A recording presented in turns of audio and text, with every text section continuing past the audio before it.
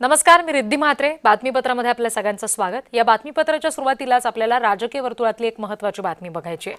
विलनीकरणाची चर्चाच नव्हती असं म्हणत छगन भुजबळ यांनी विलनीकरणाच्या चर्चांना पूर्णविराम दिलाय. राष्ट्रवादीच्या विलनीकरणासंदर्भात सध्या चर्चा जोर धरतायत, मात्र भुजबळांनी या सगळ्या चर्चांनाच पूर्णविराम दिलेला आहे. अशाबाबतची कुठलीही चर्चा नव्हती असं थेट त्यांनी म्हटलेलं आहे.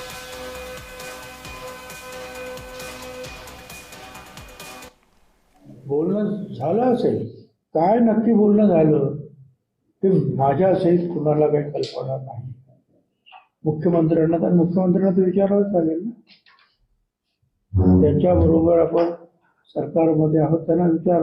हा, आता सरकारमधून बाहेर पडायचं असेल, एनडीएवरून नाही जायचं, तर ती गोष्ट वेगळी. असा विचार अजितदादांनी केला असेल असं कदापि आम्हाला वाटत नाही.